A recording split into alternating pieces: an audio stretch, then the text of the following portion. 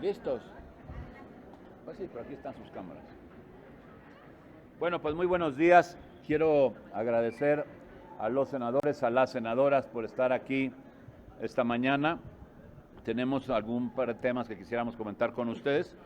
Uno que tiene que ver con pues este debate que hay de las personas desaparecidas en nuestro país. Posteriormente, algunos datos que les quiero compartir, quisiera que nos presentara la senadora Xóchitl Gálvez, pues un producto legislativo que quiere justo presentar el día de hoy en la sesión de la Cámara y que ella nos platicará un poco de qué se trata y cuál es la intención. Mientras tanto, quiero decirles algo que ya se sabe en nuestro país. La violencia está imparable. Tenemos datos que cada hora del día que transcurre, desaparece en el país una persona, cada hora. Y así, pues todos los días del año. Las desapariciones forzosas están llegando a niveles que nunca, absolutamente nunca se habían visto en la historia de México. En lo que va del sexenio, tenemos a 44,400 personas desaparecidas. Estos son de acuerdo a cifras de la Secretaría de Gobernación. No son nuestras cifras, son las cifras de ellos. Del total de estas personas desaparecidas, en los últimos 60 años, o sea, de las que desaparecieron en 60 años, 40% de esas desapariciones han ocurrido en este gobierno. O sea que la responsabilidad es de este gobierno, es de Morena, es de quien está al frente precisamente de la República. Atrás de estas cifras, por supuesto, pues hay un horror para las personas de carne y hueso, para las familias, para sus seres queridos, y la destrucción de estas familias que se destruyen justo por la incertidumbre, ¿no? Familias que viven el drama de una espera interminable, de una ausencia que a veces nunca acaba, porque no terminan de encontrar los restos y siguen en la búsqueda, en donde hay datos de personas que tienen muchísimo tiempo en esa tarea y no dan cómo, y además, lo peor, ni siquiera encuentran el apoyo de los gobiernos, o de la mayoría de los gobiernos.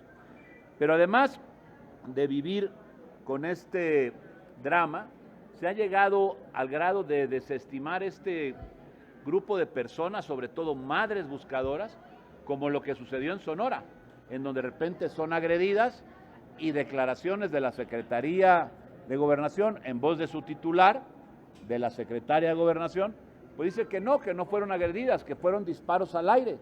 Pues yo no sé si es que tengan que apuntarlas para que entonces se pueda considerar una agresión o tengan que abatirlas para ver si se pueda considerar una agresión. No hay una razón para que si vienen personas que simplemente van reclamando la posibilidad de seguir buscando a sus seres queridos, pues la reciban a balazos, así estos sean al aire. La verdad es que es absolutamente inadmisible. Y en el quinto informe de gobierno no vemos nada sustantivo respecto a este tema. Al contrario, lo que vemos es que se van a revisar las cifras pretendiendo estas disminuirlas para poder tratar de salir menos mal, según él, que en los sexenios anteriores. Pero no hay cómo. Las cifras son realmente espeluznantes, son de horror, y lo que vemos es que en este gobierno no se está haciendo nada por resolverlo, mucho menos, ya que ocurrió, por lo menos intentar buscarlas. Es una cifra negra porque ahí habría que agregarle muchos otros que ni siquiera se atreven ya a denunciar porque ven que no hay absolutamente ningún resultado. Y eso sumaría mucho más a la cifra que se tienen de desaparecidos solamente en este sexenio. Hoy las organizaciones tienen un gran reto, necesitan el apoyo del gobierno, necesitan productos como los que se está a punto de proponer por la senadora Gálvez, a quien le dejo la palabra para que nos pueda platicarles. Muchas gracias. Gracias, coordinador. Muchas gracias. La desaparición forzada en México es un problema y una crueldad sin límites, y para entenderla tendríamos que describirla. Desaparición forzada es privar a alguien de su libertad. La desaparición forzada es cometida por autoridades o personas que actúan con la autorización, el apoyo y hasta con el consentimiento de los gobiernos. La desaparición forzada es negar información de las personas desaparecidas o la negativa a reconocer que alguien fue privado de su libertad. Desaparición forzada es cuando las autoridades se niegan a informar sobre el paradero de las personas. Es anular los derechos humanos a las víctimas y a sus familiares. La desaparición forzada ha carcomido a las instituciones de procuración de justicia y aunque no es problema reciente, la verdad es que en este sexenio más de 44.441 personas son víctimas de la desaparición forzada. Entiendo que las cifras generen todo tipo de resistencias, pero es tiempo de que la política guarde silencio para escuchar las voces de miles de familias que buscan a sus seres queridos. Es tiempo de respetar el dolor de miles de madres y padres de familia que buscan a sus hijas, a sus hijos, lo más hermoso que nos ha dado la vida. Es entendible que haya resistencias políticas e ideológicas, pero es tiempo de aceptar la realidad. Negar la desaparición forzada no resuelve el problema. Si la política es sinónimo de sensibilidad, ¿por qué el gobierno actúa con indolencia? ¿Por qué la secretaria de Gobernación dice que los balazos fueron en otra parte? ¿Por qué Encinas encubre un problema que conoce bien? La indiferencia y la falta de acción del gobierno federal es descrita por la respuesta de Ceci Flores a Luisa María Alcalde. Reprochar el ataque es alimento para la impunidad y eso es lo peor en este país. Yo digo que en México la impunidad es peor que la corrupción. Las ocurrencias criminales siguen siendo línea de acción estratégica del gobierno de la 4T. Abrazos a los criminales y balazos a las mexicanas y mexicanos es la política de seguridad de López Obrador. El ataque armado a las madres buscadoras de Sonora y el desdén del gobierno demuestran que el discurso social de Morena es de dientes para afuera. La inexperiencia del gobierno de Sonora es tan grande que no se ve la ineptitud. Este punto de acuerdo está dedicado a las hijas e hijos de las madres buscadoras de Sonora y a las miles de víctimas de desaparición forzada en México. No aprobarlo es reivindicar a los desaparecidos. No aprobarlo sería criminalizarlos como este gobierno lo ha hecho hasta el día de hoy. Muchas gracias.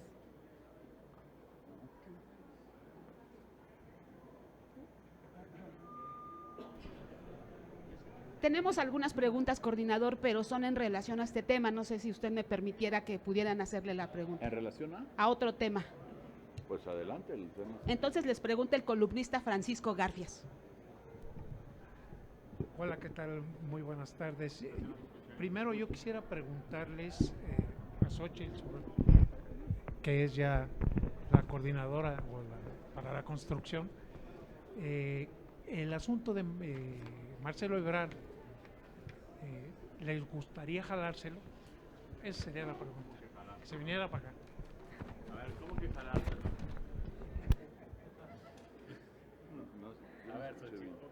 Bueno, ayer Marcelo fijó una postura, se ve que tiene medio pie fuera de Morena. Él sigue pensando que le van a hacer caso a sus impugnaciones. Lo único que deja claro es que pues la candidata de enfrente, lo que le sobró es dinero. Acá nos falta dinero, pero hay con qué. Entonces, hay corazón. Acá no vemos a las personas como votos. Acá las vemos como corazones y si Marcelo, después de lo que le pasó, porque sí es clarísimo que había miles de espectaculares, que había toda una operación de los servidores de la nación que estuvieron trabajando en los lugares donde se iba a levantar la encuesta, es clarísimo que la línea era desde hace por lo menos un par de años favorable a Claudia. Pues sí, evidentemente, pues él no tuvo con qué defenderse. Habrá que ver qué decisión final toma. Nosotros le hemos dicho públicamente que nos gustaría platicar con él al menos y conocer su punto de vista, cosa que no hemos podido hacer, pero seguramente habrá tiempo. ¿Lo ha buscado o él la ha buscado? Hemos establecido contacto de manera indirecta. Sé que él estuvo fuera el fin de semana y vamos a ver si ya en esta semana hay un contacto y sobre todo conocer qué quiere hacer, porque lo que ayer dejó claro es que sigue en Morena. Félix Muñiz, de Punto Aéreo. Gracias, senador. Muy buenos días. Bueno, regresando a lo de desaparición forzada, ¿esto no amerita que ya en estos tiempos ordinarios de la legislatura llamen a comparecer precisamente a la secretaria de Gobernación o a Encinas para que les explique, inclusive que lo confronten con las madres buscadoras de Sonora para que le digan enfrente que pues, esa fue una agresión. Y por el otro lado, preguntarles acerca de cómo va a avanzar el asunto del presupuesto, si van a aceptar estas reducciones que se tienen y si precisamente con el endeudamiento que ha dejado este gobierno para el que sigue, si va a ser muy fácil salir adelante. Gracias. Respecto a la primera pregunta, yo lo que diría, Félix, es que efectivamente hay que buscar que se hagan todas las reuniones necesarias para que el problema se atienda. Más allá de comparecencias de 1, de 2 o de 10 o de los que hagan falta, lo que hace falta es atender el problema en su justa dimensión. No puede ser que cada hora de cada día que pasa en nuestro país desaparezca una persona, por la razón que sea. Las que se denuncian, más las que no se denuncian, y que no se haga nada. Y que de repente a los grupos que buscan a sus hijos organizados entre ellos, que lo hacen de manera pues, solidaria, pues sean atacadas. Eso no puede pasar, eso se tiene que resolver y por supuesto que hay que buscar quién toma, pues ahora sí, como se dice, el toro por los cuernos y se ponen las soluciones para que esto empiece a disminuir y algún día acabe y pare de suceder. Y respecto al tema del presupuesto, pues la verdad es que yo no sé, realmente no sé cómo se atreven a decir que no han endeudado al país. No lo puedo entender. Revisen los números de cuál es el déficit público financiado precisamente a través de estos desequilibrios que han tenido que ser financiados en cada uno de los años desde que entró este gobierno. Bueno, el 2024 es un escándalo, más del 4%. Estamos hablando de un déficit que no se veía, ya lo dijeron, en décadas, y que hoy lo vamos a tener porque seguramente la mayoría, porque no necesitan más que la simple, en la Cámara de Diputados, allá en Morena, con sus aliados lo van a aprobar. Es un acto absolutamente irresponsable meter al país en este brete. ¿Y por qué? Porque lo que quieren es garantizar el dinero para las obras inservibles e inútiles, inviables y desde luego contrarias al cuidado de la naturaleza que se están haciendo en este país hasta ahora. Sí, me llama la atención dos obras faraónicas en este tema. Si estos números que vienen, porque todo lo hemos inducido por información que reportan en Estados Unidos, porque es imposible saber cuánto está costando Dos Bocas, porque esa información es confidencial, es reservada, no te dan acceso. Vamos a ver si ahora que el INAI ya volvió a sesionar, es posible meter recursos. Estaríamos hablando que Dos Bocas se está yendo a 22,000 millones de dólares. 3 veces prácticamente el valor de lo ofrecido originalmente, y eso con reducciones a temas fundamentales como salud. Por eso es imposible hablar de la regreso de escuelas de tiempo completo, de estancias infantiles, porque todo se está yendo a Dos Bocas. Y la segunda obra que nos llama la atención, el crecimiento desmesurado, es el Tren Maya. Hablábamos de 120,000 millones originalmente de esa obra y ahorita se habla de 480,000 millones, 4 veces el valor de lo que originalmente se presupuestó. Y ese es el problema de hacer las cosas al vapor, de no hacer una planeación adecuada, de no hacer ingenierías. Yo estuve en el Tren Maya y lo que está pasando con las pilas que están colocando son fracturas tremendas al subsuelo con materiales como fierro que van a acabar oxidándose y que van a contaminar los acuíferos. Eso no hay duda, hay que ir a ver para que vean cómo están montando cientos de pilas a lo largo del tramo y cómo eso va a generar una contaminación brutal en la zona de los acuíferos más importantes del sureste mexicano. Entonces, y también llama la atención los subsidios. Nos habían dicho que en el 2023 el AIFA sería totalmente autosostenible, que ya no tendría que tener recursos adicionales y se le sigue metiendo subsidio al AIFA, a pesar de que han obligado a mandar carga hacia allá. Pues ya es preocupante que los militares, tanto que nos presumieron su honestidad, pues están malgastando los recursos públicos y también pues estos subsidios a otro tipo de aeropuertos y a otro tipo de obras a las empresas del ejército. Sí llama la atención la cantidad de dinero que se está asignando. Entonces, de entrada, pues sí hay deuda, de entrada mal aplicada y pues otra vez un año electoral a donde le piensan meter muchos recursos para hacer esta elección de Estado. Yo quisiera, si me permite, le vamos a agregar un dato. En el tema de la obra del Tren Maya, comparen ustedes las declaraciones que hace el secretario de Hacienda apenas, en donde dice que la obra podría llegar a alcanzar un valor hasta de los 500,000 millones de pesos. 500,000 millones de pesos, lo dijo el secretario de Hacienda, lo que podía llegar a costar. Comparémoslo con el presupuesto total, por ejemplo, de la Secretaría de Comunicaciones en inversión. Seguramente es más de 10 veces. ¿Alguien puede entender que para atender a todo un país se gaste solo la 10ª parte de lo que se está gastando para una obra, para una sola obra de un tren que además, por supuesto, no va a ser autofinanciable, no lo va a ser nunca, porque así sucede con las obras ferroviarias? No hay lógica, son caprichos que están conduciendo a este país a tener esos déficits que son criminales para la economía de la nación. Verónica Macías, del Heraldo Televisión. Buenos días a todos.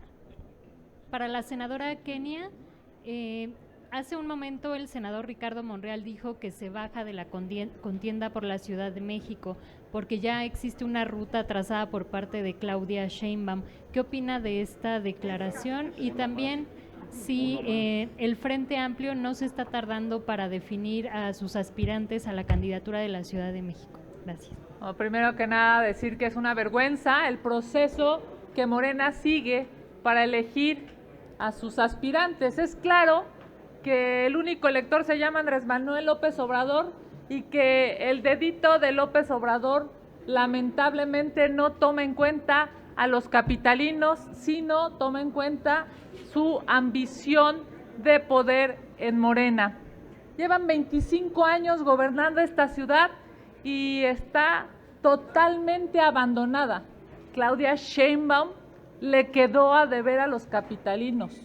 Hoy Morena en la Ciudad de México está plagada de corrupción.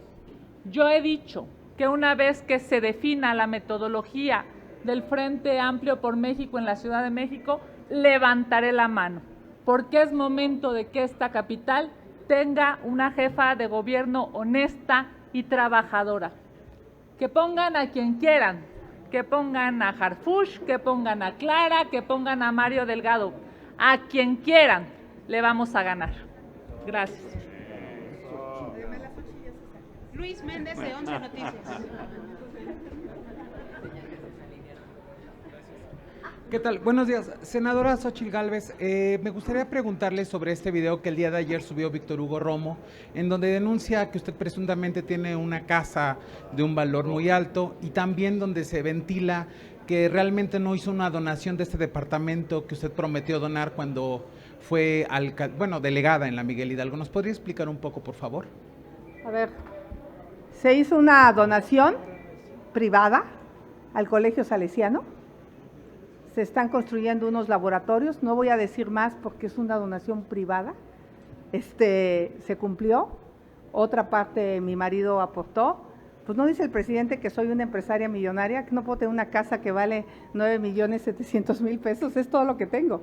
Entonces realmente no hay dinero ilícito, lo que tengo lo he ganado producto de mi trabajo. Así es que el señor ya, no, como no le funcionó lo otro, ahora saca esto, pero bueno, vivo en una colonia de clase media, no es nada extraordinario y la compré con recursos lícitos.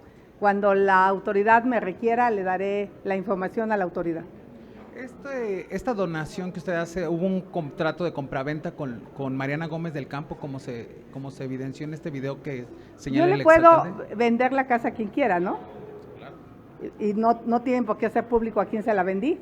Otra vez es información confidencial. Entonces se vendió la casa, una parte se donó y otra parte fue para mí, pero eso es un tema privado. ¿Vale? Okay. Gracias. Yo quisiera comentar algo, nada más así como colofón. El tamaño de las mentiras en esos videos es apenas una parte del tamaño del miedo que le tienen a Xóchitl Gálvez. Sería todo, no tendremos más preguntas. Les agradecemos mucho.